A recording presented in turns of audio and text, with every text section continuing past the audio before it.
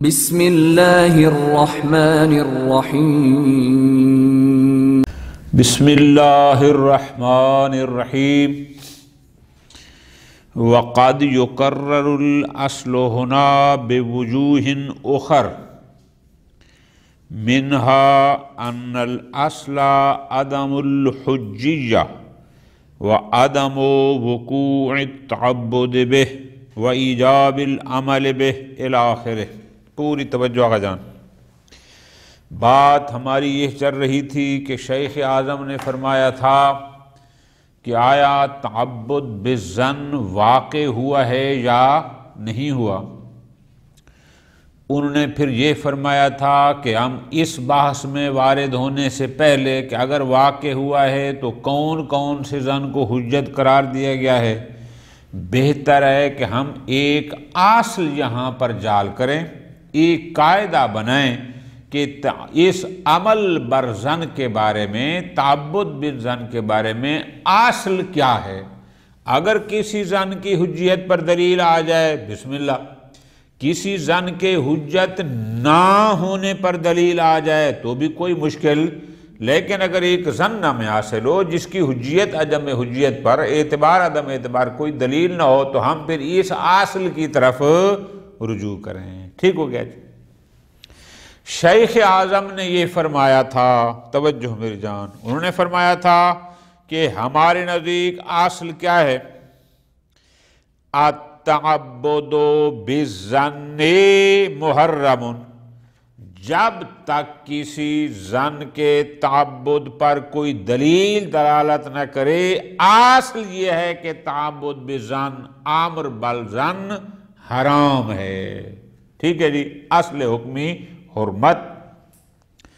دلیل ادلہ اربع اس اصل پر دلالت کرتے ہیں کہ جب تک کسی ظن کے اعتبار عدم پر کوئی دلیل دلالت نہ کرے اس پر عمل کرنا حرام ہے۔ ختم۔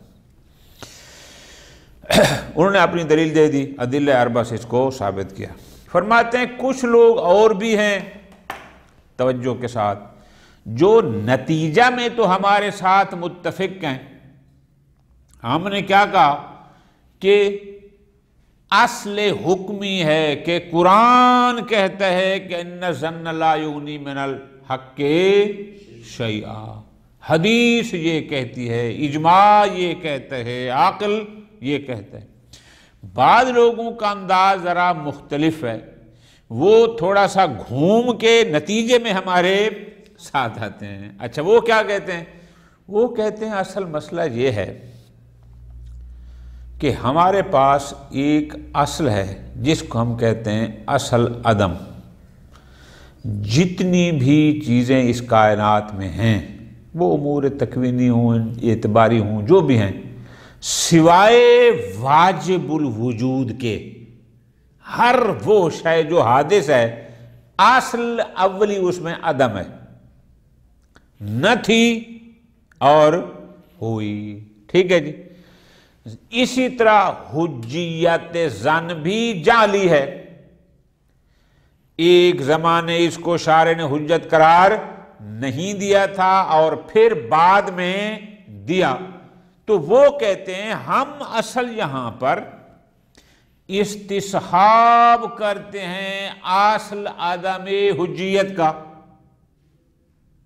توجہ فرمائی نا، یہ جب اصل عدم حجیت کہیں گے، استصحاب کریں گے عدم حجیت کا، پھر اس پر حکم آئے گا، لہذا اس پر عمل کرنا حرام۔ اب اس نقطے کو سمجھیں گے تو لطف آئے گا۔ شیخ اعظم نے ڈائریکٹ اصل حکمی جاری کی کہ التعبد بالظن محرم بالادلۃ العربیہ بالادلۃ الاربعہ۔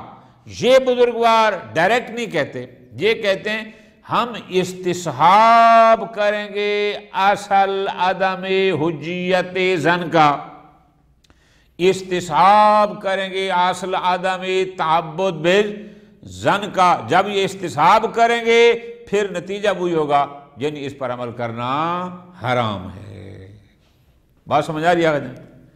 ان کا انداز استدلال یہ ہے۔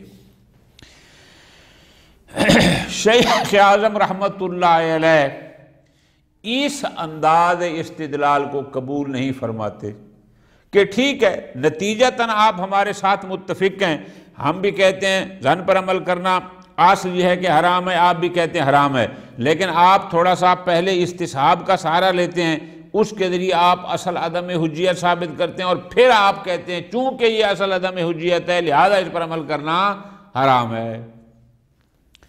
شیخ اعظم فرماتے ہیں، توجہ آقا جان، استصحاب کی ضرورت وہاں پیش آتی ہے جہاں پر کوئی حکم ہو، بڑا پیارا انداز ہے، مجھے بہت پسند آیا، یا میں کو ان الفاظ میں یوں بیان کروں۔ فرماتے ہیں غور کرو، کچھ احکام ہوتے ہیں جو کسی شے کے وجود پر مترتب ہوتے ہیں کہ وہ ہوگا تو یہ حکم بھی ہوگا، تو ہم بذریعہ استصحاب اس شے کے وجود کو ثابت کرتے ہیں تاکہ اس پر وہ حکم آ جائے۔ مثال دیتا ہوں بڑی آسان سی، بعض احکام ہوتے ہیں جو عدم وجود پر مترتب ہوتے ہیں، کیا کہ اگر یہ وہ نہیں ہے تو حکم یہ ہے، تو ہم بذریعہ استصحاب اس کا عدم الوجود ثابت کرتے ہیں تاکہ اس پر وہ حکم آ جائے۔ توجہ فرما لیجیے۔ شیخ فرماتے ہیں لیکن ایک تیسری قسم ہوتی ہے، وہ کیا کہ جہاں حکم براہ راست عدم العلم پر مترتب ہوتا ہے کہ جس کا تمہیں علم نہیں اس کا حکم یہ ہے۔ ٹھیک ہو گیا جی؟ خوب، یہ تو ہوگی کتاب کے عبارت کے الفاظ، ہم اس کو لیتے ہیں مثال میں۔ حکم نجاست اور حرمت کس پر آتا ہے؟ وجود الخمریت پر، کہ اس مائع کا، یہ جو ہمارے سامنے چیز پڑی ہے مائع، اس کا خامر ہونا ثابت ہوگا تو اس پر حکم نجاست حرمت آئے گا۔ نقطہ سمجھ آ گیا نا؟ تو ہمیں کیا ضرورت ہوتی ہے؟ ہم استصحاب کے ذریعے پہلے اس کی خمریت کو ثابت کرتے ہیں، اور وجود الخمریہ، پھر اس پر حکم آتا ہے حرمت اور نجاست کا۔ اچھا، اسی طرح حکم طہارت یا عدم حرمت وہ کس پر آتا ہے؟ عدم الخمریت پر۔ کسی بھی مائع کا خامر نہ ہونا پہلے یہ ثابت ہوگا تو اس پر حکم آئے گا کہ یہ طاہر ہے، یہ حرام۔ تو ہمیں ضرورت پیش آتی ہے کہ ہم پہلے استصحاب کے ذریعے اس کی عدم الخبریت کو ثابت کریں تاکہ پھر اس پر حکم طہارت یا حلیت آئے۔ نقطہ سمجھ آ گیا؟ شیخ اعظم فرماتے ہیں، توجہ، ہمارا محل بحث تعبد بالظن کی حرمت والا حکم محتاج نہیں ہے اس کا کہ ہم پہلے بذریعہ استصحاب عدم حجیت ثابت کریں اور پھر اس پر حکم حرمت، بلکہ ہمارا محل بحث تیسری قسم سے ہے۔ وہ تیسری قسم کیا؟ کہ جہاں عدم العلم ہوگا وہاں یہ حکم ہوگا۔ جہاں بھی تمہیں کسی ظن کی حجیت کا علم نہیں ہے، عدم العلم، بس حکم حرمت اس پر آ جائے گا، کسی استصحاب کی آپ کو ضرورت ہی نہیں ہے، چونکہ یہ ہے محل بحث ان موارد میں سے ہے کہ جہاں حکم کے مترتب ہونے کے لیے عدم العلم کافی ہے، اور جہاں بھی عدم العلم بحجیت ظن ہے بس یہی کافی ہے۔ اس کے لیے ایک مثال دیتے ہیں، توجہ کرنا آقا جان۔ ایک قاعدہ ہے، انشاءاللہ اللہ نے توفیق دی تو آپ آگے پڑھیں گے بحث احتیاط میں، کہ الاشتغال الیقینی یقتضی الفراغ الیقینی۔ یہ ایک قانون ہے، ہم نے اصول فقہ میں پڑھا کہ اشتغال یقینی تقاضا کرتا ہے فراغت۔ اچھا، اب ہوتا کیا ہے وہاں پر؟ اگر آپ کو شک ہو کہ میرا ذمہ بری ہوا یا نہیں ہوا، تو وہاں پر آپ یہ نہیں کہیں گے کہ استصحاب کریں عدم فراغت کا پہلے اور پھر اس پر حکم لگائیں اشتغال کا۔ ایسا نہیں ہوتا، بلکہ فراغت کا علم نہ ہونا کہ تمہیں علم نہیں ہے کہ میں ذمہ سے فارغ ہو گیا ہوں، بس اشتغال کے لیے اتنا ہی کافی ہے، کسی استصحاب کی ضرورت نہیں۔ بس ہمارا محل باز اس طرح ہے، لہذا جو آپ جا رہے ہیں استصحاب کی طرف اس کی کوئی ضرورت نہیں ہے، ختم ہوگی بات، ٹھیک ہے۔ وَمِنْهَا، بعض حضرات نے یہ کہا کہ نہیں،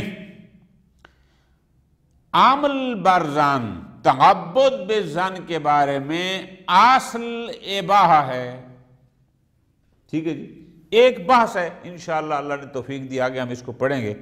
دو نظریے ہیں کہ آیا اشیاء میں اصل اباحہ ہے یا اصل حرمت ہے، حاضر ہے، کیا ہے؟ دو نظریے ہیں۔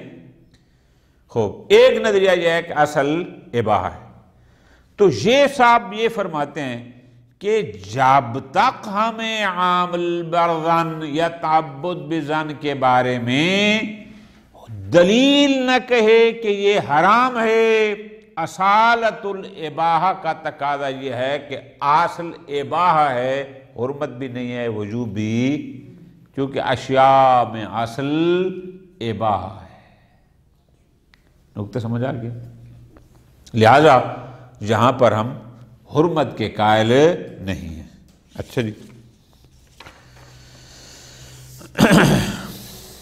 شیخ اعظم رحمۃ اللہ علیہ جواب میں کہتے ہیں کہ جو ہمارا محل بحث ہے وہ ہے تعبد بالظن۔ توجہ کرنا میری جان، تعبد کا معنی میں نے کل بھی گزارش کی تھی، پرسوں بار بار کہا تھا، تعبد بالظن کا مطلب کیا ہے کہ ایک حکم کے بارے میں آپ کو ظن ہوا اور آپ اس کی نسبت دے دیں ڈائریکٹ اللہ کی طرف کہ یہی حکم الہی ہے، تو اس کو تعبد بالظن کہتے ہیں، کہ جب آپ اس کی نسبت دیں گے شارع کی طرف۔ تعبد بالظن میں اباحہ اصلاً معقول ہی نہیں ہے، اس کا تصور یہاں، توجہ آقا جان، کیوں؟ اگر اللہ کا حکم واقع میں ہے، توجہ فرمائی نا، پھر اس پر عمل کرنا واجب ہے، اور اگر اللہ کا حکم نہیں ہے تو اس کی طرف نسبت دینا حرام ہے۔ تو یہاں امر دائر بین الوجوب والحرمت ہے، یہ اباحہ کہاں سے آ گئی؟ اباحہ کا مطلب تو میری جان یہ ہوتا ہے آپ چاہیں تو کریں، چاہیں تو نہ کریں۔ تعبد بالظن کے مسئلہ میں آپ کی خواہش اور چاہت کی کوئی اہمیت نہیں ہے، یا حرام ہے یا واجب ہے۔ آپ اباحہ کے قائل کیسے ہو گئے؟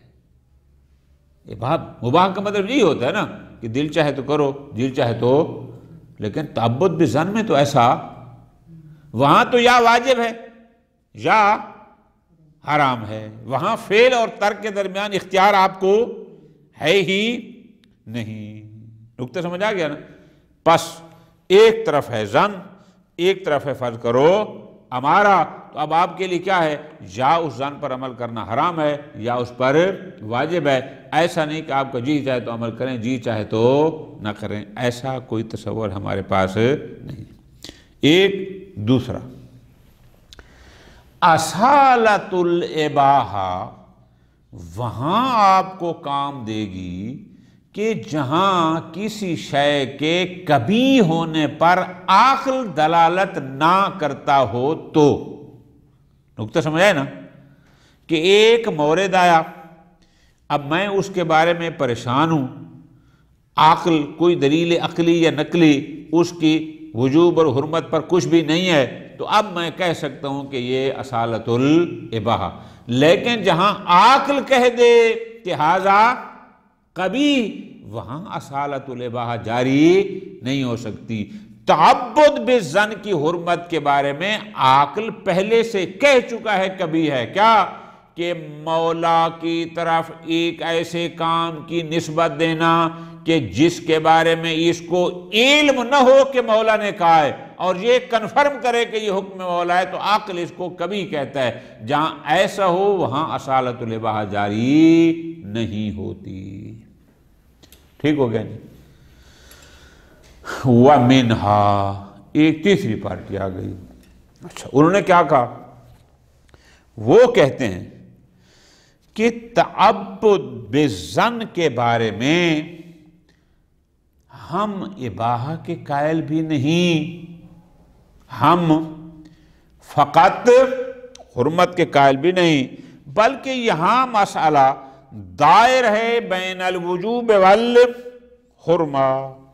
ٹھیک ہے جی، کہ اگر واقعے کے مطابق ہے یعنی حکم مولا ہے تو پھر عمل کرنا واجب ہے، اگر نہیں ہے تو اللہ کی طرف نسبت دینا حرام ہے، وہ یہ کہتے ہیں۔ اچھا ٹھیک ہو گیا جی۔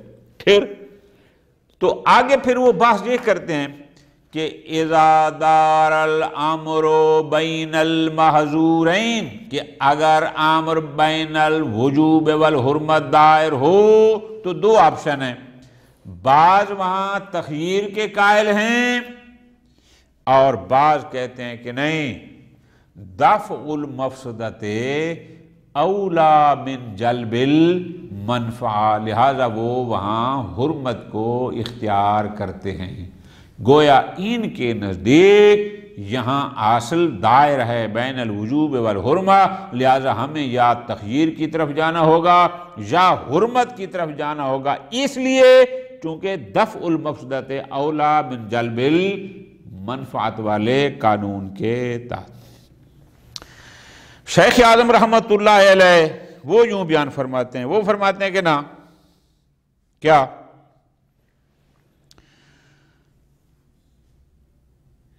کہ آپ جو کہہ رہے ہیں کہ یہ امر دائر ہے بین الوجوب والحرمہ، فرماتے ہیں نا کیوں؟ ہمیں آیا علم بالوجوب ہے؟ تو آپ کا جواب کیا ہوگا؟ نہیں۔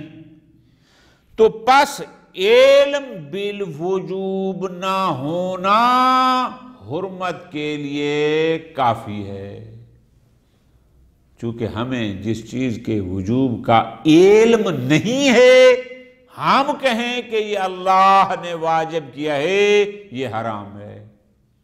عدم العلم، بڑی پیاری اور مختصر عبارت شیخ نے لکھی ہے کہ عدم العلم بالوجوب، جب آپ کو وجوب کا علم ہی نہیں ہے، یہ عدم العلم بالوجوب حرمت کے لیے کافی ہے۔ ٹھیک ہو گیا جی۔ لہذا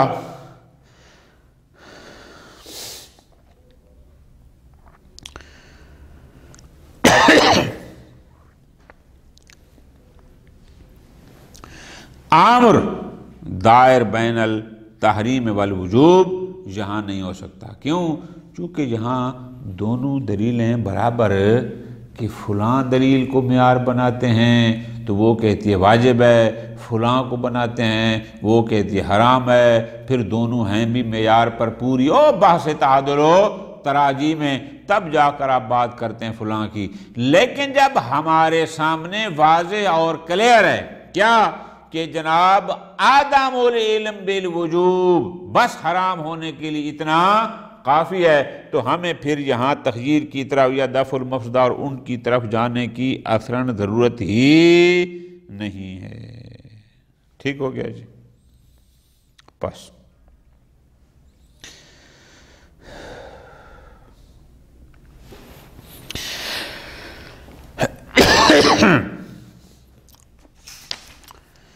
وَقَدْ يُقَرَّرُ الْأَصْلُ هُنَا،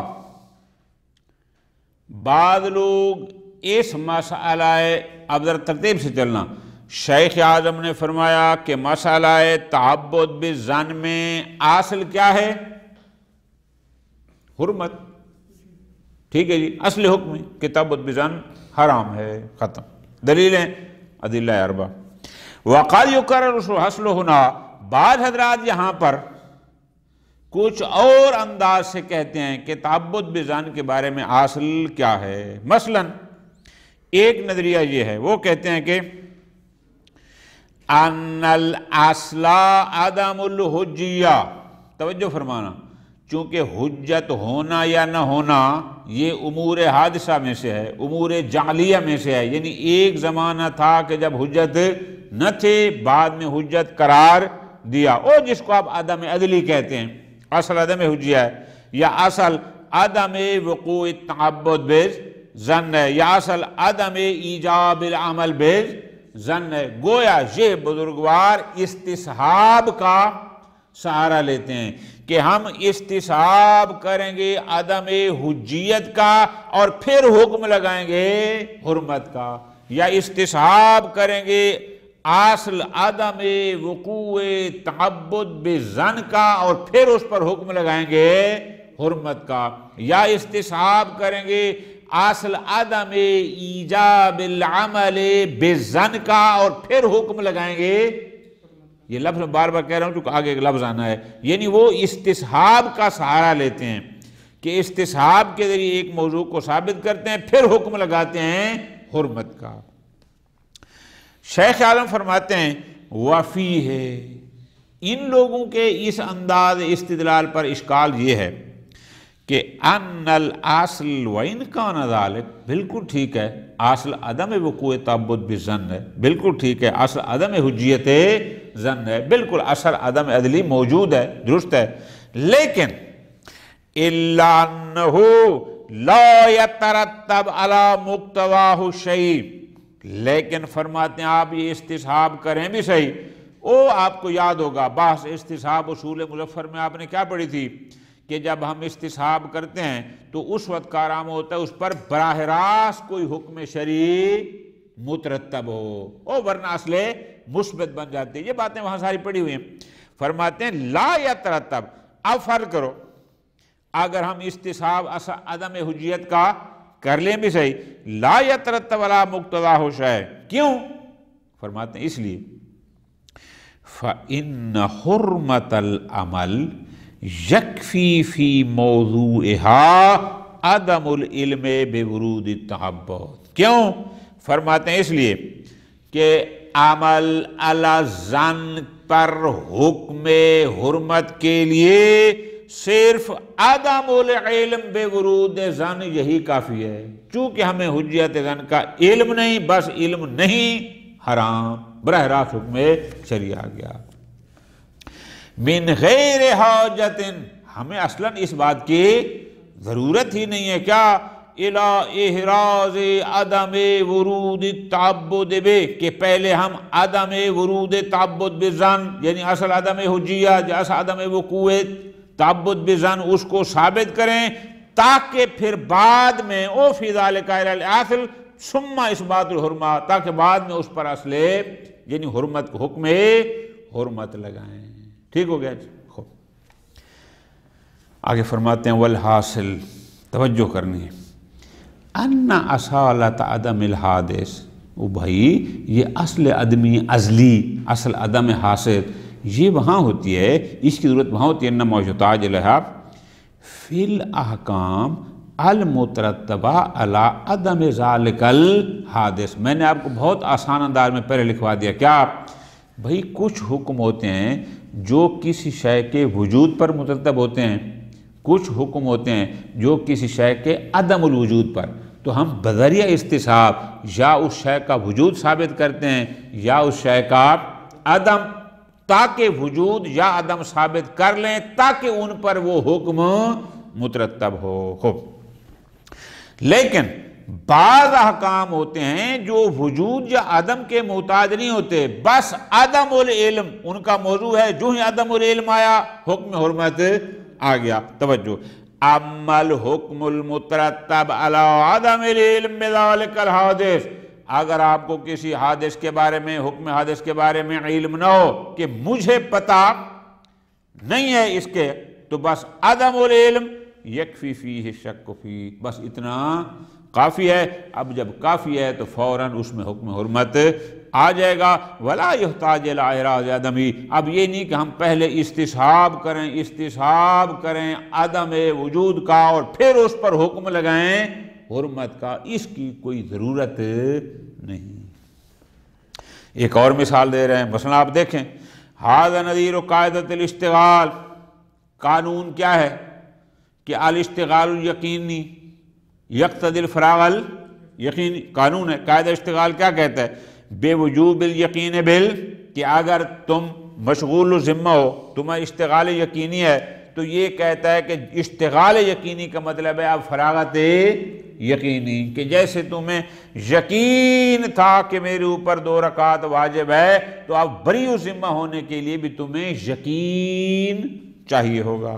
اب فرماتے ہیں فراغ یقینی کے لیے لا يحتاج الى اجرائها الى اجراء اصالت عدم فراغ ذمہ۔ بہت توجہ، مجھے یقین تھا کہ میرے اوپر فلاں شے واجب ہے، آج مجھے شک ہے کہ پتہ نہیں میں نے وہ ذمہ ادا کیا یا نہ کیا۔ پوری توجہ، تو یہاں یہ ضروری نہیں کہ پہلے آپ عدم فراغ ذمہ کا استصحاب کریں اور پھر حکم لگائیں اشتغال ذمہ کا، نہ، اس استصحاب کی کوئی ضرورت آپ کو، بلکہ جو ہی آپ کو فراغت کا علم نہ ہوا بس حکم اشتغال اس پر آ گیا، کسی استصحاب کی آپ کو ضرورت نہیں۔ بل یکفی فیہا عدم العلم بالفراغ، بلکہ عدم العلم بالفراغ یہی اشغال ذمہ کے لیے کافی ہے، یعنی کسی استصحاب کی آپ کو ضرورت ہی نہیں ہے۔ پھر آ گیا فافہم میں استاد اعتمادی رحمۃ اللہ علیہ فرماتے ہیں کہ شاید اشارہ یہ ہو کہ میں نے ابتدا میں کہا تھا نا کہ ان الاصل و ان کان فیہ ہے، کہ بالکل اصل تو یہ ہے، یہ بھی میں نے مسامحتاً کہا ہے، ورنہ اصلاً ایسا کوئی استصحاب کی ہمیں یہاں ضرورت ہی نہیں ہے۔ بعض کہتے نہیں، فافہم اشارہ اس بات کی طرح کہ یہ ان موارد میں سے ہے جہاں اصل حکمی براہ راست بھی جاری ہو سکتی ہے جو شیخ نے جاری کی، اور التعبد بظن حرام، اور اصل موضوعی بھی جاری ہو سکتی ہے، یعنی استصحاب وغیرہ بھی جاری ہو سکتے اور بات پر اس میں حکم حرمت ہے۔ وَمِنْهَا، اسی طرح فرماتے ہیں اصل کیا ہے تعبد بظن کے بارے میں، ایک نظریہ یہ ہے، وہ کہتے ہیں ان الاصل ہے اباحۃ العمل بالظن، اصل یہ ہے کہ اباحۃ العمل بالظن، کہ ظن پر عمل کرنا مباح۔ کیوں؟ وہ کہتے ہیں اس لیے لأنها الاصل فی الاشیاء، تمام اشیاء میں اصل اباحہ ہے۔ حقاہ بعض عن السید المحقق القاظمی، سید محمد مجاہد یعنی صاحب مفاتیح الاصول نے اس کو ناقل کیا ہے صاحب وافی محقق کاظمی رحمۃ اللہ علیہ سے، کہ ان کا نظریہ یہ ہے۔ وفی ہے شیخ اعظم اس پر 3 اشکال کرتے ہیں۔ نمبر 1، علی تقدیر صدق النسبہ، اول تو یہ بھی کلیئر نہیں ہے کہ محقق کاظمی کا یہ نظریہ ہے بھی صحیح یا نہیں۔ ایک بالفرض ہم اس کو مان بھی لیں کہ محقق کاظمی اباحہ کے قائل ہیں، تو پھر ہمارا اس پر اشکال یہ ہے کہ ان اباحۃ التعبد بالظن غیر معقول، تعبد بالظن کے بارے میں اباحہ کا قائل ہونا اصلاً معقول نہیں، اصلاً یہاں اباحہ کا نظریہ دے ہی نہیں سکتے۔ توجہ آقا جان، کیوں؟ مباح کا مطلب ہوتا ہے تمہیں اختیار ہے، دل چاہے کر، دل چاہے نہ کر۔ فرماتے ہیں لا معنی لجواز التعبد وترکہ لا الا بدل، اصلاً یہاں ممکن نہیں ہے کہ تیرا جی چاہے تو کر، جی چاہے تو اس کو چھوڑ کے کوئی اور کر۔ تعبد بالظن میں ایسا کوئی تصور نہیں ہے۔ نکتہ سمجھے نا؟ کیوں؟ یا واجب ہے یا حرام، یہاں کوئی اختیاری صورت ہے اس لحاظ سے۔ ہاں البتہ کہتے ہیں غایت الامر، زیادہ سے زیادہ آپ یہ کہہ سکتے ہیں کہ اگر کوئی ایسا مرلہ ہو، کیا التخییر بین التعبد بالظن والتعبد بالاصل، کہ اگر ایک طرف ظن ہے اور ایک طرف کوئی اور اصل عملی موجود ہے، یا کوئی اور دلیل موجود ہے جو اس ظن کے مقابل میں ہو، یہ بھی تو ہو سکتا ہے نا کہ ایک طرف ظن یہ ہے اور ایک طرف دلیل یہ ہے۔ آپ فرماتے ہیں ہم زیادہ کہیں گے کہ اختیار ہے مکلف کو بین التعبد بالظن والتعبد بالاصل اوید دلیل، کہ جی چاہے تو تعبد متعبد بالظن ہو، جی چاہے تو متعبد بالاصل اب الدلیل ہو، الموجود ہناک فی مقابلۃ الذی یتعین الرجوع الیہ لولا ظن، کہ اگر ایسی دلیل ہے کہ اگر اس کے مقابل میں ظن نہ ہوتا تو ہم فقط اور فقط اسی دلیل پر عمل کرتے، یا ایسی اصل موجود ہے کہ اگر اس کے مقابل میں ظن نہ ہوتا تو ہم فقط اور فقط اسی اصل پر ہی۔ اب اگر ایسا مورد ہے کہ مقابل میں ظن آ گیا ہے تو اب کہہ سکتے ہیں زیادہ آپ تخییر کے قائل ہو سکتے ہیں، اباحہ کے قائل۔ پس فغایت الامر وجوب التعبد بہ، تو نتیجہ یہ ہوگا یا آپ تعبد یعنی متعبد بالاصل و الدلیل ہوں گے، یا متعبد بالظن ہوں گے تخییراً، لیکن لا معنی للاباحۃ، لیکن وہ جو اصالت الاباحہ ہے تعبد بالظن کے باب میں اباحہ کا کوئی نظریہ نہیں ہو سکتا۔ اور دوسرا یا تیسرا جواب آپ یہ کہہ سکتے ہیں وہ یہ ہے کہ ان الاباحہ انما ہی فیما لا یستقل العقل بقوبہ، جناب اصالت الاباحہ اس مورد میں ہوتی ہے جہاں اس مورد میں عقل اس کو کبھی کہنے میں مستقل نہ ہو، یعنی حکم مستقل عقل بالکب موجود نہ ہو، عقل نے اس کو کبھی ہی نہ کیا ہو۔ جہاں جس مورد میں عقل کہہ دے کہ ہذا کبھی ہن، وہاں پر اصالت الاباحہ جاری نہیں ہوتی، اور تعبد بالظن کے بارے میں عقل نے حکم بالکب لگا دیا ہے، لہذا یہاں اصالت الاباحہ جاری نہیں ہو سکتی۔ فرماتے ہیں وقد رفتا استقلال العقل بقبح التعبد بالظن من دون العلم بورودہ من الشارع۔ ٹھیک ہو گیا جی۔ وَمِنْهَا، بعض حضرات کہتے ہیں کہ تعبد بالظن کے بارے میں اصل کیا ہے، وہ کہتے ہیں یہ بڑی مشکل جگہ ہے، کیا کہ ان الامر فی المقام، کہ تعبد بالظن میں در حقیقت امر دائر ہے بین الوجوب والتحریم، یا واجب ہے یا حرام، ومقتضا ہو، اور جہاں بھی امر دائر بین الوجوب والحرمت ہو وہاں یا تخییر کا نظریہ دیا جاتا ہے یا ترجیح جانب تحریم، یا بعض کہتے ہیں کہ نہیں حرمت ہے، وہ بھی اس بنیاد پر کہ دفع المفسدہ اولا من جلب المنفع، اس بنیاد پر بعض لوگ تحریم کو ترجیح دیتے ہیں۔ لہذا یہ مورد تعبد بالظن کا مورد دوران بین المحظورین کے موارد میں سے ایک ہے۔ شیخ عالم جواب میں فرماتے ہیں منع الدوران، نہ میرا بھائی، تعبد بالظن یہ دوران بین المحظورین کے موارد میں سے نہیں ہے، یہاں کوئی مسئلہ امر دائر بین الوجوب والحرمہ نہیں ہے۔ وجہ اس لیے لأن عدم العلم بالوجوب، آپ کو ظن ہے نا، جی ظن ہے، ظن کا مطلب ہے آپ کو علم بالوجوب تو نہیں ہے نا، جی نہیں ہے، تو جب نہیں ہے اور آپ کہہ رہے ہیں کہ یہ حکم اللہ ہے، یہی کہہ رہے ہیں، تعبد کا معنی ہم یہی لے رہے ہیں نا کہ نسبت آپ دے رہے ہیں، اور جب کہ آپ کو علم بالوجوب، تو پس علم بالوجوب نہ ہونا ثبوت تحریم کے لیے کافی ہے۔ لما عرفت، کیوں؟ چونکہ ہم نے پیچھے بتایا من اتباق الادلۃ الاربع، قرآن، سنت، اجماع، عقل اس بات پر متفق ہیں کیا؟ علی عدم جواز التعبد بما لم يعلم وجوب التعبد به من الشارع، کہ جب تک کسی شے کا تعبد شارع سے معلوم نہ ہو، جب تک علم نہ ہو کہ یہ حکم شارع ہے، تب تک اس کو شارع کی طرف نسبت دینا جائز نہیں۔ ٹھیک ہے جی، بس یہ بھی انہی موارد میں سے، آپ کو ظن ہے نا، ظن کا مطلب ہے کہ علم، تو جب علم نہیں ہے بس حرمت کے لیے کافی ہے۔ کہاں امر دائر ہو گیا بین الوجوب والحرمہ، وجوب باقی رہتا ہی، مقابل میں وجوب ہے ہی نہیں، حرمت ہی حرمت ہے۔ فرماتے ہیں مثال دے کے اللہ تعالیٰ انہ اذا دار الامر بین رجحان العبادت و حرمتها، کہ ایک طرف ہے کہ اس عبادت میں رجحان پایا جاتا ہے کہ یہ کریں تو دل چاہتا ہے یا کوئی بھی وجہ رجحان پایا جاتا ہے، اور ایک طرف ہے کہ شاید یہ حرام ہو، ایک طرف ہے کہ شاید حرام ہو، اور ایک دفعہ کہ اس میں یہ مرجح پایا جاتا ہے۔ وہاں کیا کہتے ہیں؟